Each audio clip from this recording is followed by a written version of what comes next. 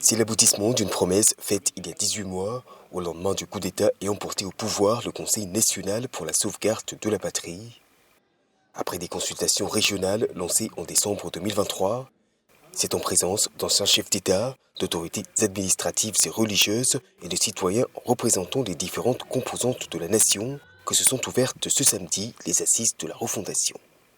Des indications et orientations ont été données aux régions en ce qui concerne les objectifs assignés à ces assises, à savoir notamment créer les conditions d'une refondation de notre système politique, économique, social et culturel d'une part, et d'autre part, jeter les bases d'un Niger de paix, de progrès, de sécurité.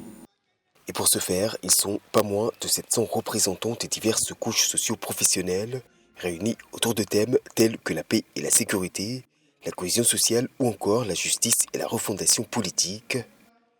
Un dialogue inclusif visant à repartir sur de nouvelles bases au nom de la refondation nationale. Je suis venu ici pour parler au nom des Nigériens de la diaspora et voir ce que nous pouvons apporter. Il y a ici des gens de toutes professions venus de l'ensemble du pays. Et si chacun pense à l'intérêt du Niger, nous ne pouvons pas échouer. Nous pensons que nous allons avoir un décollage sur une nouvelle vision avec la main dans la main avec tous les partenaires, tous les Nigériens. Et ça nous permettra aujourd'hui d'avoir un Niger pour mieux vivre.